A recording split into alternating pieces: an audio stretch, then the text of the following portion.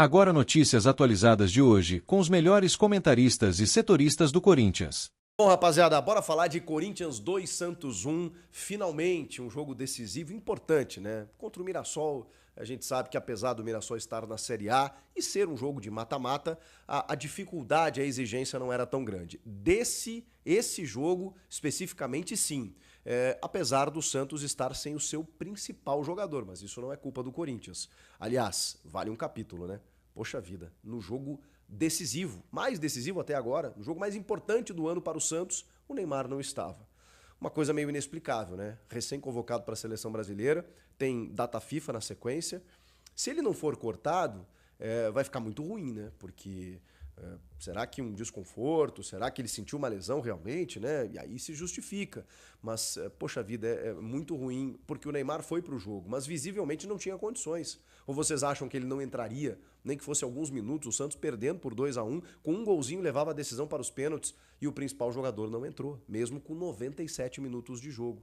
Então, realmente, ao Santos fica esse dissabor de não poder contar com o Neymar. O Soteldo jogou por dentro e aí teve mais dificuldade do que quando ele joga na ponta, se bem que isso tem sido um praxe, né? O Soteldo jogando por dentro nesse Campeonato Paulista. O Gabriel Bontempo, que acho que até um menino esforçado, entrou bem e tal. O Tassiano já tem outra característica, né? A principal jogada do Santos, que o Mateuzinho salva antes do Tiquinho empurrar para a rede, acaba acontecendo por uma jogada do Gabriel Bontempo. O Guilherme um pouco apagado até no jogo, né? Na verdade, se o Neymar estivesse em campo, a gente não tem como saber o que aconteceria, porque ele na individualidade pode acabar decidindo. Agora, é fato que o Corinthians dominou e controlou o jogo. É fato também que tomou mais um gol de bola aérea. Precisa corrigir isso e até melhorou no segundo tempo nesse aspecto. Eu vou falar sobre isso. Mas foi um Corinthians que mesmo tendo um controle do jogo, tendo um domínio, vai lá e toma um gol a ponto de colocar daqui a pouco em risco a classificação. Coisas que ainda precisam ser corrigidas. Mas eu não quero falar aqui só de coisas ruins, muito pelo contrário. A primeira coisa, o Corinthians classificou e está na final depois de 5 anos. A última em 2020, quando perdeu para o Palmeiras. Em 2019 foi campeão. 6 anos depois, o Corinthians tem a chance de se sagrar campeão estadual, campeão paulista. E se para muitos isso não importa, gente, é um título muito interessante, muito simbólico. Primeiro porque nós estamos falando aí de 4 semifinalistas, agora não mais, né? Mas dos 4 maiores de São Paulo. Então é muito difícil você ganhar o Paulistão. Segundo, interrompe esse jejum de títulos que é significativo. São 6 anos sem uma conquista do Corinthians. Terceiro, te dá uma confiança tremenda para a sequência da temporada, porque aí você arranca já com uma conquista no primeiro semestre, podendo, entendendo, tirando algumas lições daquilo que está ruim, mas especialmente tendo confiança para o que tá bom para poder seguir em frente. Taça e título a gente não negocia, é bom de qualquer maneira. E, por último, você impede um adversário favorito, né, digamos assim, para conquistar esse título, né, no caso o Palmeiras, que já vem de 3 conquistas seguidas e, se for tetracampeão, algo que nunca aconteceu, especialmente na era moderna. Então, assim, tudo está envolvido. É um título muito importante, muito simbólico, e o Corinthians tem a chance, inclusive, de decidir em casa, porque joga a primeira, seja no Allianz ou seja no Morumbi. A gente vai ver qual adversário, né, nessa segunda-feira, mas depois decide na Neoquímica Arena. E a gente sabe que o Corinthians em casa é muito forte. É um Corinthians muito diferente, mesmo quando joga fora, talvez algo a corrigir, né, jogar melhor fora de casa, mas é impressionante. Dentro de casa a gente sabe a força que tem o Corinthians, por isso que eu disse, um jogo até controlado. E de que maneira o Ramon Dias controlou esse jogo? Vamos lá, eu bati muito no Ramon aqui. Sei que muitos de vocês concordaram, outros não, porque o resultado dita muitas coisas, né? Então, nesse momento, tem muita gente entendendo que o Ramon é o ideal para o Corinthians.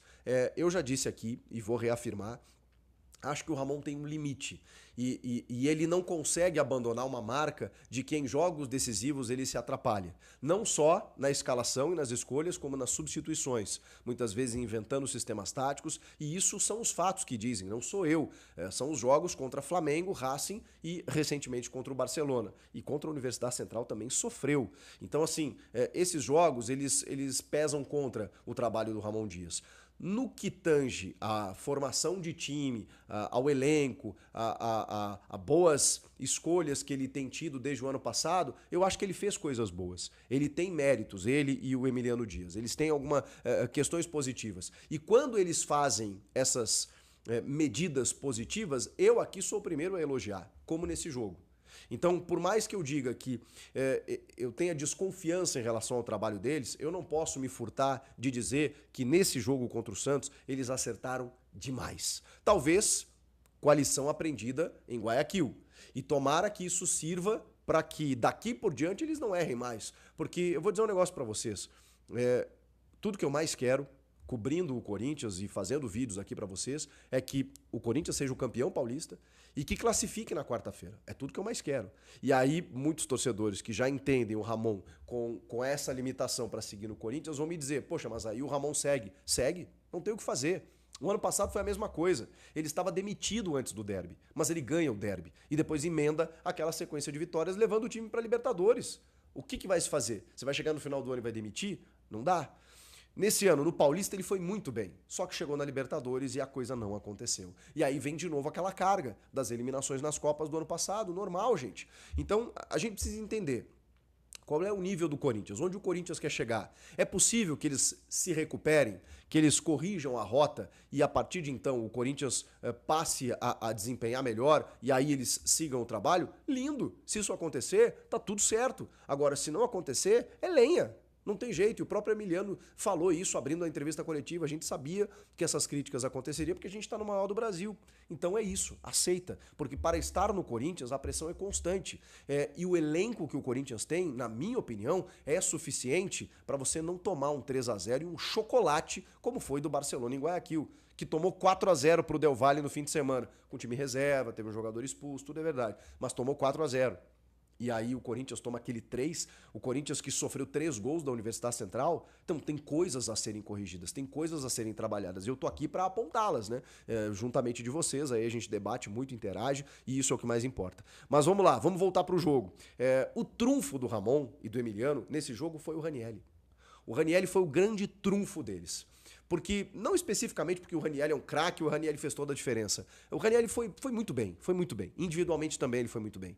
Como vinha sendo no ano passado. Ele era titular, não o Martínez. Martínez era banco quando termina a temporada, com Carrilho, Bidon e Garro.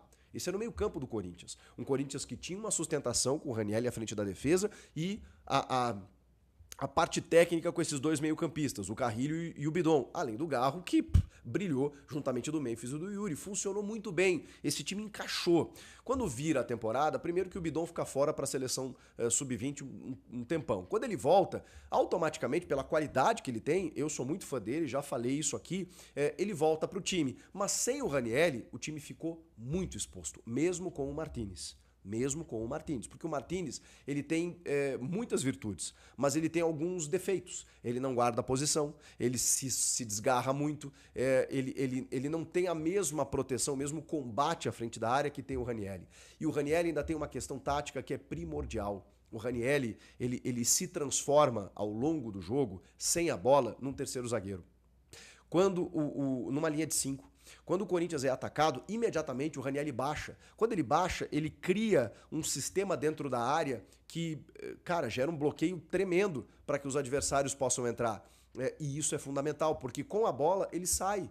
E quando ele sai, ele começa a construção, depois o Corinthians tem outros jogadores. Como nesse sistema, quando ele faz o Ranielli de primeiro, o Martínez pela direita e o Carrilho pela esquerda. Ele inverte o Carrilho, por exemplo. Que, na verdade, se torna um cara mais flutuante. O Carrilho não fica fixo pelo lado esquerdo. Ele é o principal fio condutor da construção do Corinthians. Quando o Ranielli, que está mais à frente da defesa, começa essa jogada, ele entrega no pé do Carrilho, o Carrilho já vem por dentro, ele já vira o jogo para a direita, ele já combina com o Garro, ele já aparece na frente, ele cai pelos lados, e ele passa a ser esse fio condutor de criação do Corinthians. Ali, no meio, o Carrilho, mesmo estando inicialmente pela esquerda. O Martínez, cara, o Martínez é interessante na direita, porque ele vem jogando muito bem nessa função e eu entendi a escalação. No início eu olhei Bidon no banco, sobrou pro moleque.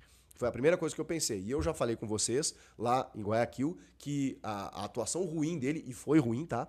Foi muito por conta do sistema, mais do que propriamente por causa do Bidon. E ele acabou sacrificado agora nesse jogo. Mas olhando a partida diante do Santos, eu tô aqui para aplaudir e reconhecer que eu estava errado, para dizer que esse sistema funcionou.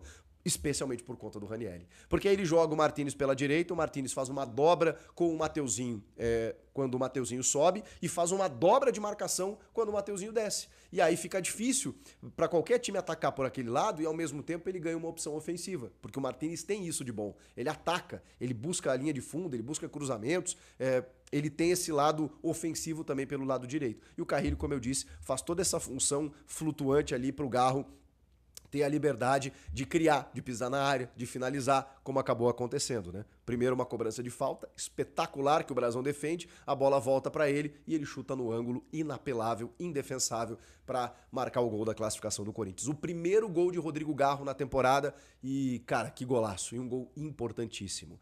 Para muitos que diziam que o Garro não estava jogando bem com a 8, falei aqui balela, né, gente? Calma. O Garro não teve pré-temporada, o Garro não jogou todos os jogos. Quando ele poderia ser substituído pelo Coronado, o Coronado também machucou. Então, assim, deixem o Garro, tá? Não é isso. Eu sei que ele não gostou de perder a 10, mas não é por isso que ele não estava jogando bem. É por uma série de coisas. Ele também não estava jogando bem porque o time também caiu nos últimos jogos. Mas o Garro é esse cara, o cara que pisa na área, que arma o jogo e que finaliza.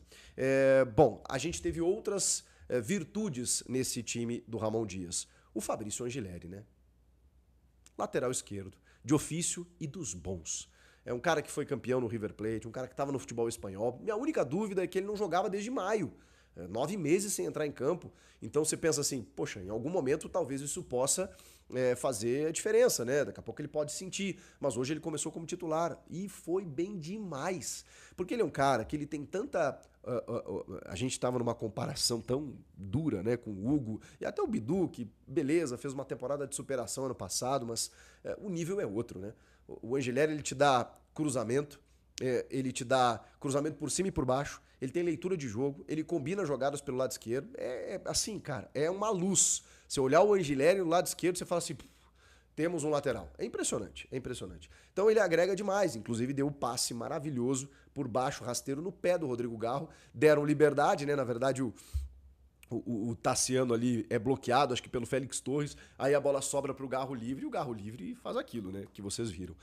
Enfim, mas teve um primeiro gol numa jogada ensaiada também com participação do Fabrício Angileri. Pela esquerda, escanteio cobrado, né? A bola sobra para o Memphis no bico da área e ele faz um cruzamento na medida, no segundo pau, para o Yuri entrar nas costas da defesa. Não sei se o Santos tentou fazer uma linha de impedimento, mas ele chega antes do goleiro, desloca o brasão e faz o primeiro gol. O gol fundamental para o Yuri também, que muita gente ainda pega no pé. O Yuri tinha que estar nessa convocação do Dorival, tá? Tinha que estar. Não tá, mas tudo bem. Vai estar focado nas finais. Tem essa parte... quer dizer, se o Neymar for cortado, não sei se ele não pode pintar. 6 gols, artilheiro isolado do time na temporada. De novo, o Yuri começando o ano fazendo gols. E gols decisivos, e gols importantes. E o Memphis, pode falar o que quiser do Memphis. Eu vejo muitos comentários, eu acho que ele ainda não tá 100%, eu vejo ele trotando, eu vejo não sei o quê. Cara, pega os números do Memphis. O cara já tem 6 assistências. E tem participação em gol, assim, a dar com o rodo.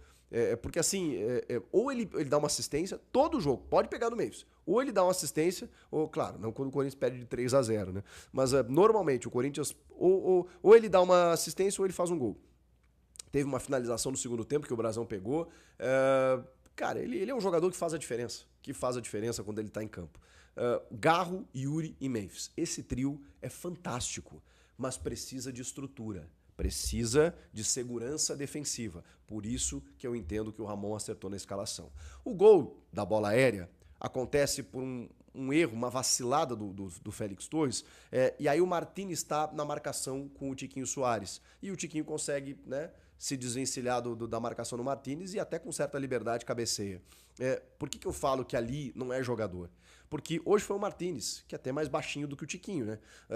O Félix Torres estava na jogada, mas independentemente do jogador que esteja ali, o Corinthians falha defensivamente na bola aérea. Precisa treinar mais, porque para mim é sistema. É você entender que quando vai haver um cruzamento, o Martínez, por exemplo, não tinha que estar com o Tiquinho. Então a questão é de preparação mesmo.